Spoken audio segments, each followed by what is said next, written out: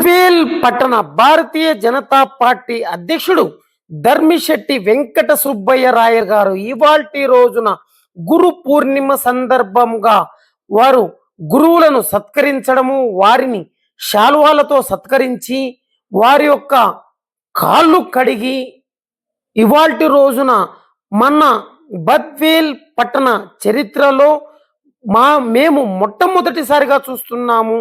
బద్వేల్ పట్టణ Bharatiya Janata party అధ్యక్షుడైనటువంటి ధర్మిశెట్టి Venkata Subbaiah royal గారు ఇవాల్టి రోజున సరస్వతి శిశు మందిర్లో విద్యా బుద్ధులు నేర్పుతున్నటువంటి గురువు కాళ్ళు కడిగి వారిని శాల్వాతో సత్కరించి వారి కాళ్లకు నమస్కారం చేసుకోవడం అనేది మన గొప్ప విశేషం. ఎందుకంటే గురువు నేర్పిన దారిలో వెళ్తే ఎంతో బాగుపడతారు అనేదానికి నిదర్శనం మన బద్వేల్ పట్టణ భారతీయ జనతా పార్టీ అధ్యక్షుడు ధర్మిశెట్టి వెంకట సుబ్బయ్య రాయల్ గారు. ఇవాళ రోజున ఇంతటి మంచి కార్యక్రమం తలపెట్టినటువంటి ఆయనకు మా యొక్క బద్వేల్ పిల్లోడు యూట్యూబ్ ఛానల్ తరపు నుంచి ఐఎమ్ థ్యాంక్ యూ సార్. ఇవాళ రోజు చూడొచ్చు మనం గురి పూర్ణిమ సందర్భంగా. Hi, good morning to all. అందరికి నమస్కారం. నేను సురేష్, మీ బద్వేల్ పిల్లోడు. ఇవాల్టి రోజున కడప జిల్లా బద్వేల్ పట్టణ పోరుమామిల రోడ్ లో ఉన్నటువంటి సరస్వతి శిశు మందిర్ అంటే ఏంటి ఇవాల్టి రోజున అంటే ఒకటి పేరెంట్స్ మీటింగ్, రెండోది గురు పూర్ణిమ. గురు పూర్ణిమ అంటే దానిలోనే అర్థం ఉంది. మనము గురువు చూపించిన మార్గంలో నడిచినట్లయితే ఎంతో ఉన్నత శిఖరాలకు వెళ్తారని మనం ఇవాల్టి కాలంలో నిరూపించాం. తల్లిదండ్రులు మనల్ని అంటే మనం ఏ రోజైతే మొట్టమొదటిసారిగా మన పిల్లలని ఎక్కడికి పంపిస్తాము, వయసు పెరిగిన తర్వాత మనం స్కూల్కు పంపిస్తాం. ఎవరుంటారు అక్కడ? గురువులు. నా పిల్లలు అనుకొని గురువులు తన పిల్లలను కూడా పక్కన పెట్టేసి వచ్చినటువంటి పిల్లలకి ఒక మంచి సత్ప్రవర్తన కలిగినటువంటి విద్యా బుద్ధులు నేర్పేవాడే గురువు. అందుకే అంటారు మనం ఎన్నోసార్లు ఇవాటి రోజున ఒక గొప్ప దైవ కార్యక్రమం అంటే ముందు దేవుని కాడికి వెళ్తాం, కానీ దేవుని కంటే ముందు గురువు అని ఎందుకంటారంటే అది గురువుకు ఉన్నటువంటి నిదర్శనం. అంటే ఒక చదువులోనే కాదు గురువు. ఫర్ ఎగ్జాంపుల్ ఒక కంపెనీలో జాబ్కి వెళ్తావు, అక్కడ కూడా నువ్వు గురువుని పూజించాలంటే నీ సీనియర్ నీకు గురువు. అలా ఈ యొక్క జీవితం నేడు ఆర్టిఫిషియల్ ఇంటెలిజెంట్ తో పోటీ పడుతున్న అంటే అంటే కృత్రిమ మేధ అంటే మనకున్న మైండ్ నేడు కృత్రిమ మేధస్సుతో పోటీ పడుతున్నటువంటి పిల్లలకి ఫస్ట్ టైం వారి యొక్క గురువును పూజించడం నేర్చుకోండి. ఎందుకంటే గురువును పూజించిన వాడే గొప్పవాడైతాడని మనకు చాలా మంది అందుకు మనకు ఉదాహరణ ఉంది. అదే పనిగా ఇవాటి రోజున వ్యాస మహర్షి పుట్టినరోజు సందర్భంగా మనం అంటుంటాం అప్పుడప్పుడు వేదాలు వర్ణించాయని. ఎలా వర్ణిస్తాయి వేదాలు? ఆయన రాసి వాళ్ళ శిష్యులకు నేర్పించబట్టే కదా. అంటే వాళ్ళ శిష్యులు ఎవరు? స్టూడెంట్సే కదా. అలా అటువంటి ఒక గురువు తలుచుకుంటే 100 మంది శిష్యులను తయారు చేయొచ్చు. గురు పూర్ణిమ సందర్భంగా ఒక చిన్నపాటి శిశు మందిర్ స్కూల్కి ఎందుకు వచ్చామంటే నేడు ఇంటర్నేషనల్ స్కూల్లో చదువుతున్నటువంటి ఒక బాలుని నేను క్వశ్చన్ అడిగాను, వాట్ ఈజ్ యువర్ ఫాదర్ అని. ఏం సమాధానం చెప్పారంటే మై ఫాదర్ ఈజ్ మందిర్కి. ఇవాల్టి రోజున ఒక సామాన్య మధ్య తరగతి పిల్లవాడు చదివే స్కూల్కి వచ్చి 4th క్లాస్ చదివే పాపని అడిగాను, వాట్ ఈజ్ యువర్ ఫాదర్ అని. My father is a auto driver, my father is a labour అన్నది ఆ పాప. సో ఫస్ట్ ఆఫ్ ఆల్ ఆ క్వశ్చన్ అనేది అర్థం చేసుకుంటేనే మనకు చదువు అనేది. అటువంటిది ఇవాళ రోజున సరస్వతి శిశు మందిర్ లో భారతీయ జనతా పార్టీ పట్టణ అధ్యక్షుని యొక్క ఆధ్వర్యంలో ధర్మిశెట్టి వెంకట సుబ్బయ్య రాయల్ గారి ఆధ్వర్యంలో గురు పూర్ణిమ సందర్భంగా శ్రీ సరస్వతి శిశు మందిర్ బద్వేల్ పోరుమామిల్ల రోడ్ లో ఉన్నటువంటి శ్రీ సరస్వతి శిశు మందిర్ నందు ఇవాల్టి రోజున తల్లిదండ్రులు రోజున ఇదే అంశంపై పెద్ది సుధాకర్ గారు మాట్లాడుతూ ప్రతి ఒక్క విద్యార్థి ఉజ్వల భవిష్యత్తు కోసం గురువులు ఎంతో తోడ్పడుతున్నారు. ప్రతి ఒక్క తల్లిదండ్రులు మాకు సహకరించి విద్యార్థుల ఉన్నత చదువుకు మాకు సహకరిస్తే వారిని ఎంతో బాగా తీర్చిదిద్ది మేము వారిని సమాజంలో ఒక ఉన్నత స్థాయిలో నిలబెడతామని గౌరవ సరస్వతి శిశు మందిర్ ప్రధాన కార్యదర్శి పెద్ది సుధాకర్ గారు ఇవాళ రోజున ఉపన్యాసం ఇవ్వడం అయితే నేను భావిస్తాను. ఎందుకంటే ఇప్పుడు నేను ఎన్నో స్కూళ్ళకి వెళ్ళింటా. నేను అక్కడ పిల్లలు మేము లోపలికి పోతానే ఎవరు మీరు అని అడిగేవాళ్ళే, కానీ ఇక్కడికి పోతానే అందరు లేచి 2 చేతులు వినమ్ర ఇట్లా చేతులు పెట్టి నమస్కారం సార్, వందే నమస్కారం అని ప్రతి ఒక్కరు చెప్పారు. నేను చాలా ఉప్పొంగి సంతోషపడిపోయినాను. వీళ్ళందరి ఇట్లా చెప్పడానికి కారణం ఏంటంటే ఈ గురువులే. వీళ్ళు మా తల్లిదండ్రులు కాకపోవచ్చు, వేరే ఉండొచ్చు, ఇంకొకరే ఉండొచ్చు, అవన్నీ కాదు. గురువు అంటే ఎవరైనా ఒకటే. అందుకే చెప్తారు మన భారతదేశంలో ఒకటే ఒక మార్గం ఉంది. బ్రహ్మంగారి వంటి గురువు లేడు, సిద్ధయ్య గారి వంటి శిష్యుడు లేరని. అటువంటి వీళ్ళే బ్రహ్మంగారు, వీళ్ళు అనుకోండి, శిష్యులే వాళ్ళు అనుకొని లక్షణంగా వీళ్ళందరికీ మంచి మంచి విద్యాబుద్ధులు నేర్పించి ఒక అబ్దుల్ కలాం మాదిరిగా, ఒక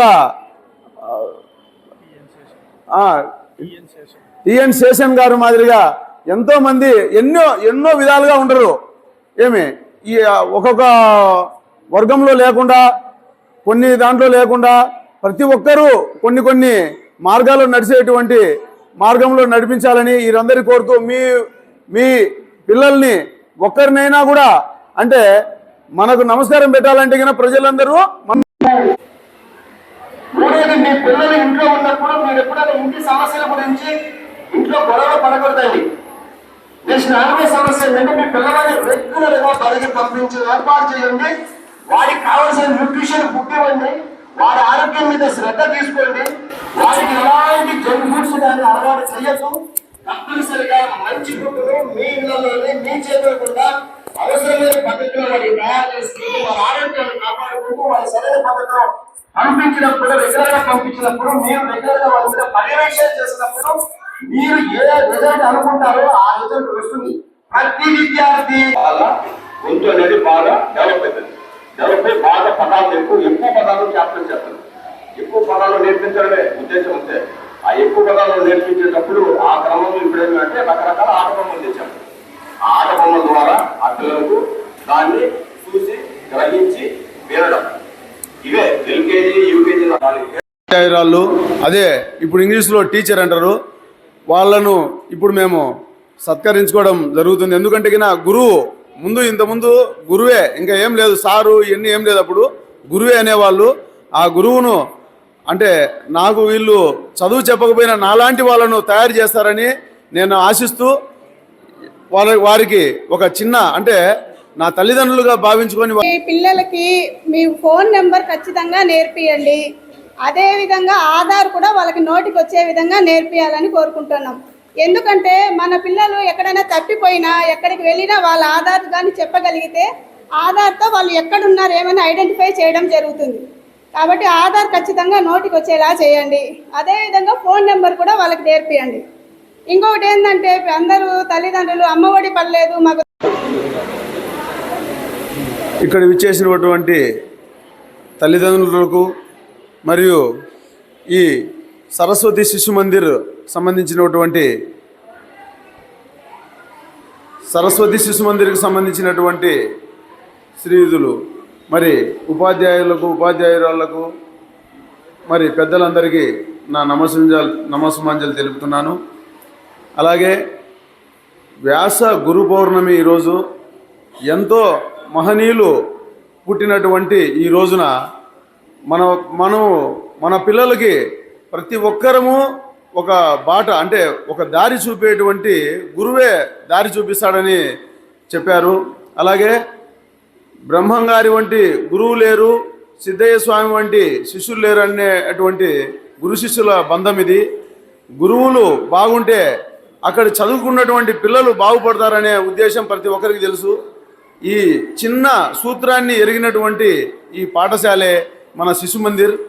ఈ శిశు మందిర్లో చదివి మంచి భవిత కలిగి రావాలని, మంచి ఉద్యోగాల్లో చేరాలని, ఇంకొకటి కూడా ఇప్పుడు ప్రభుత్వ స్కూళ్ళల్లోనే చదివితేనే ప్రభుత్వ ఉద్యోగాలనే నానుడి కూడా తొందరలో మన మాన్యశ్రీ మోదీ గారు తొందరలో ప్రవేశపెడుతున్నారు. ఈ విషయమై కూడా మీరందరూ చర్చించుకొని ప్రతి ఒక్కరూ ప్రభుత్వ పాఠశాలలోనే చేర్పించి మన పిల్లల భవిష్యత్తును ఏ విధంగా ఉండేది మనము పర్యవేక్షించాలని ఆశిస్తున్నాను. అలాగే మొట్టమొదటిసారిగా ఉపాధ్యాయులైతేనేమి వాళ్ళ మీద ఉండేటి బాధ్యత తల్లిదండ్రులు మనం డబ్బు ఇవ్వగలుగుతామే కానీ వాళ్ళ బాగోగులు చూస్తామేమో కానీ వాళ్ళకి విద్యాబుద్ధులు నేర్పించాల్సింది మరి ఉపాధ్యాయులు. కాబట్టి వారు మన మేడం గారు చెప్పినట్టుగా సెల్లుకు అడిక్ట్ కాకుండా మనం వాళ్ళని ఒక మార్గంలో నడిపించుకొని కొద్ది వయసు వచ్చేంత వరకు 10th అయిపోయేంత వరకు వాళ్ళని మనము రక్షించుకుంటే మనం చెట్టును కొమ్మ నరికితే మళ్ళీ వంగిపోతుంది. అట్లాగా వాళ్ళను మనం ఖచ్చితమైన మార్గంలో నడిపిస్తే వాళ్ళు కరెక్ట్ అయిన మార్గంలో నడుచుకొని మన పిల్లలు ఎక్కడైనా ఎవరైనా కానిది ఏ మతంలో పుట్టని ఏ కులంలో పుట్టని వాళ్ళు సవ్యమైన మార్గంలో నడిస్తే తల్లిదండ్రులకు మంచి పేరు వస్తుంది, మంచి మార్గంలో నడుస్తారని నేను మీ అందరికీ ఒక ఆశిస్తున్నాను. మీ అందరూ మీ పిల్లల్ని చక్కటి ఈ శిశు మందిర్ లాంటి స్కూళ్ళల్లో చదివించుకొని ఈ టీచర్లు మీకు మన పిల్లలకి ఏం చెబుతున్నారు, వాళ్ళు మన చదువు ఏ విధంగా వాళ్ళకు వస్తుంది అని మనం కొంచెం గమనించుకోవాలని మీ అందరికీ సూచిస్తున్నాను. ఖచ్చితంగా అంటే అది ఆర్డర్ అని కాదు, మన తల్లిదండ్రుల పైన ఉన్న బాధ్యత అది. మనం ప్రతి ఒక్కరము దాని మీద శ్రద్ధ పెట్టి వహించాలని, అలాగే మన ఈ వ్యాస గురు పౌర్ణమి సందర్భముగా గురువులను మనం ముందుగా మన అందరము ప్రతి ఒక్కరికి ఒక గురువు అవసరమై ఉంటాడు. గురువు లేనిది ఎవరు లేరు. గురువు లేని విద్య గుడ్డి విద్య అంటారు పెద్దోళ్ళు. అట్లాగనే ఈ గురువు లేని విద్య లేకుండా ఉండకూడదు. అందుకే ఈ శిశు మందిర్ లాంటి మహాక్షేత్రంలో చదివే మన పిల్లలందరూ మంచి ఆరోగ్యంతో మంచి సౌలక్ష్యంతో ఉండాలని నేను ఆశిస్తున్నాను. గురువులను ఎంతో నమస్కరిస్తున్నాను. ఎందుకంటే అన్ని వర్గాలు ఉంటాయి. పోలీస్ శాఖలో ఉంటుంది, అన్ని శాఖలు ఉంటాయి. కానీ అన్ని శాఖల కంటే మహత్తరమైంది పోలీస్ శాఖలో పోయామనుకో, ఆయన సిగరెట్ తాగుతూ కనిపిస్తాడు. ఇంకొక ఆయన ఆఫీసులో అనుకో, ఆయన సిగరెట్ తాగుతూ ఇంకోటి రకాలు ఉంటాయి. వాళ్ళని చెడ్డపడమని కాదు, కానీ వాళ్ళ స్టేజ్ అది. ఈ స్టేజ్ ఏంటంటే మంచి మార్గంలో టీచర్ కానీ మా తర్వాత ఉపాధ్యాయురాలు అయితేనేమి వీరెవరు కూడా చెడు మార్గంలో నడచకుండా మంచి మార్గంలో నడిచి మన పిల్లల్ని సక్రమైన మార్గంలో నడిపిస్తారని నేను ఆశిస్తూ, వాళ్ళ స్థితిగతులు కూడా అంతే ఖచ్చితమైన డ్రెస్సింగ్ కోడింగ్లో ఉండి చాలా ఆప్యాయతగా చాలా మంచిగా వాళ్ళందరూ మన పిల్లల్ని సక్రమైన మార్గంలో నడిపిస్తారని నేను ఆశిస్తూ ఉన్నాను. Thank you sir.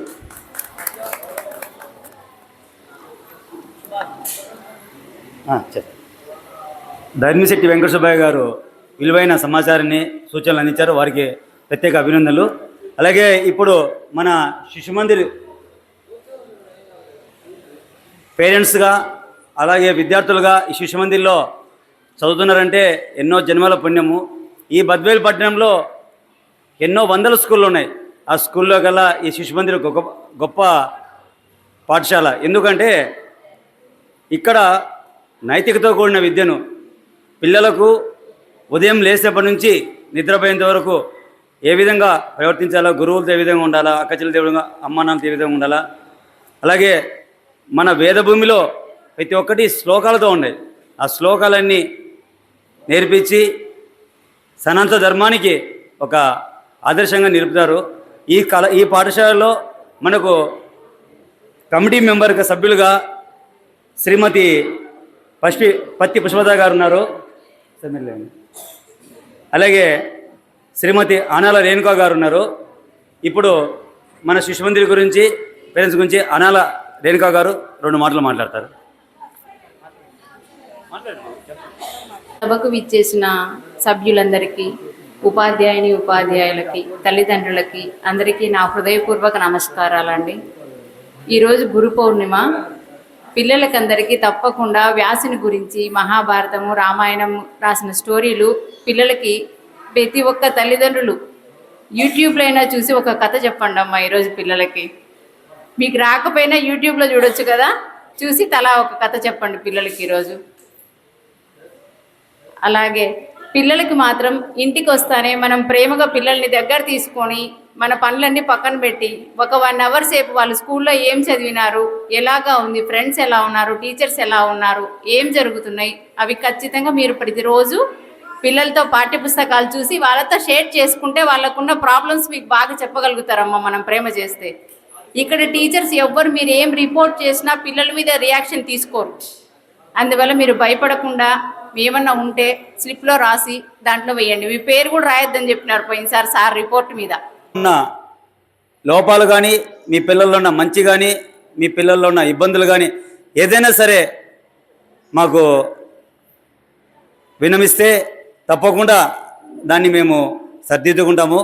అలాగే ఇప్పుడు మన సంచాలిత సమితి ఇక్కడ చెప్పే యొక్క ఉపాధ్యాయుల పనితీరును తల్లిదండ్రులు కూడా ఒకసారి గమనించి మీ పిల్లలు ఇంటికి వచ్చిన తర్వాత స్కూల్లో ఎంతవరకు లెసన్స్ అయినాయి, ఏం చదువుతున్నారు, ఏం చేస్తున్నారు, అలాంటివన్నీ మీరు కూడా పరిశీలనలోకి తీసుకొని మాకు ఇక్కడ ఉన్నటువంటి హెచ్ఎం గారికి కానీ లేదు ఈ యొక్క కమిటీ సభ్యులకు కానీ తెలియపరిస్తే ఎప్పటికప్పుడు మా యొక్క లోపాలు ఏమైనా ఉన్నా కూడా మా యొక్క అధ్యాపకులతో మేము సరిదిద్ది మీకు మంచి చదువులు మంచి భవిష్యత్తులు మీ పిల్లలకు ఇప్పిస్తాము. అలాగే ఇక్కడ పనిచేసే వాళ్ళు కూడా కేవలం ఏంటంటే డబ్బుల కోసం కాదు పనిచేసేది, ప్రజాసేవ. ఇక్కడ చేసే ప్రతి ఉద్యోగం కూడా మేమిచ్చే జీతాలకు వాళ్ళు చేసే పనికి ఎలాంటి పోలికలు లేవు. ఎందుకంటే బయట కార్పొరేట్ దాంట్లో ప్రతి ఒక్కరికి కూడా వేల జీతాలు ఇస్తున్నారు, కానీ మేము అలా ఎవరికి ఇవ్వడం లేదు. కేవలం వాళ్లకు ఈ స్కూల్లో వచ్చిన ఖర్చులు వాళ్ళ జీతాలకు సరిపడ్డ వరకే మేము ఇక్కడి నుంచి చదువుకుంటున్నాము.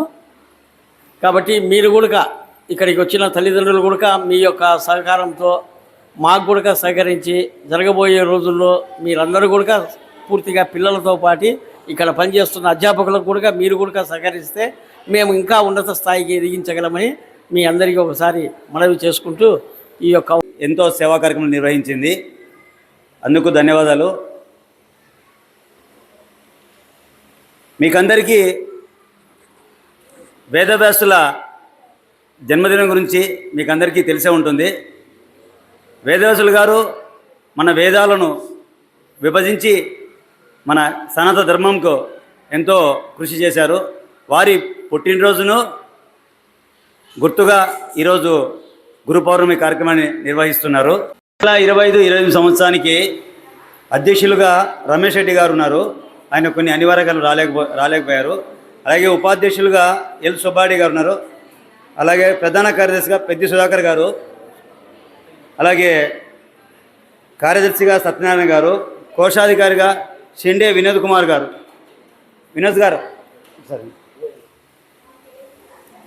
షిండే వినోద్ కుమార్ గారు, అలాగే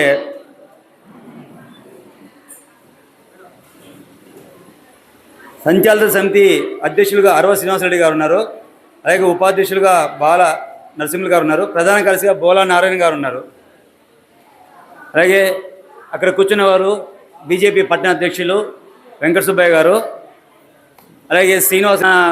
వ్యాస పౌర్ణమి అంటే వ్యాసుని జన్మదిన సందర్భంగా చిన్న కార్యక్రమాన్ని టీచర్లకు, ఉపాధ్యాయులకు, గురువులకు సన్మానం చేయడానికి సత్కరించడానికి ఈరోజు కార్యక్రమానికి వీరు వచ్చారు.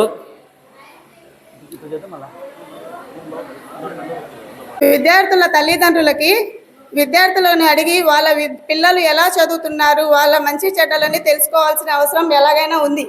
కాబట్టి ఖచ్చితంగా వీళ్ళిద్దరూ మాట్లాడుకొని ముఖాముఖిగా ఏదైనా తెలుసుకునే దానికోసమే ఈరోజు ఈ కార్యక్రమం అనేది చేయడం జరుగుతోంది. అంతేకాకుండా ముందుగా మేము తెలియజేయాలనుకునేది ఏమిటంటే తల్లిదండ్రులు పిల్లల్ని ఏ విధంగా చూసుకుంటున్నారు. ముందు కాలం అయితే తల్లిదండ్రులు పిల్లలు, భర్త వీళ్ళటి వరకు మాత్రమే గమనించుకొని వర్క్ చేసుకునేవాళ్ళు. ఇప్పుడు ఏంటంటే అందరూ ఉద్యోగపరంగా ఆడవాళ్ళు మగవాళ్ళు ఉద్యోగం చేసుకుంటూ ఉన్నారు. ఆ సందర్భంలో పిల్లల్ని కొద్దిగా తక్కువగా చూడడం జరుగుతోంది. అంటే ఇంటికి పిల్లలు రావగానే తల్లిదండ్రులు మొదటగా వాళ్ళకి పిల్లలకి సెల్ ఇవ్వడం అనేది జరుగుతోంది.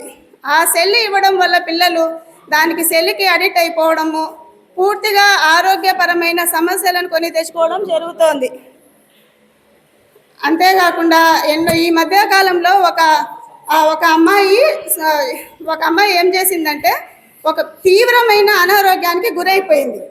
ఎందుకు అంత అనారోగ్యానికి గురైందంటే కనీసము తల్లిదండ్రులను కూడా తిరిగి కొట్టేదానికి కూడా సిద్ధమైంది అమ్మాయి.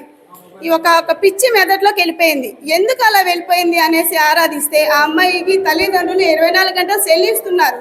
స్కూల్లో ఉన్నంతసేపు స్కూల్లో ఉంటారు, ఇంటికి వచ్చిన వాళ్ళ నుంచి సెల్ అనేది తీసుకోవడం జరుగుతుంది. ఆ సెల్ వల్ల పిల్లలకి మైండ్ అనేది మొత్తము ఆ సెల్ మీద తప్ప ఇంకా వేరే దేని మీద ధ్యాస లేకుండా పోతుంది.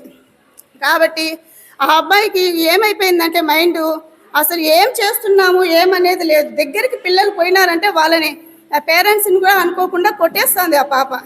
ఇది ఎంత పాప అంటే మినిమం ఒక 10 సంవత్సరాల లోపల ఉన్న పాపకే ఇలా జరిగింది. కాబట్టి దయచేసి తల్లిదండ్రులు పిల్లల్ని గమనించుకొని సెల్లుకి దూరంగా పెట్టాలని కోరుకుంటున్నా. వాళ్ళు చెప్తున్నారు ఇంకా మనమేమీ వాళ్ళకి నేర్పించాల్సిన అవసరం లేదు అనే ఒక నిర్లక్ష్య ధోరణి అనేది జరుగుతోంది.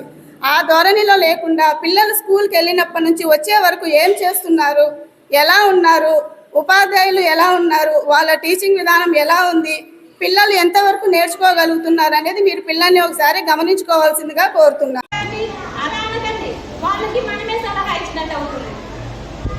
स्वतंत्र भारत के बोलो स्वतंत्र भारत।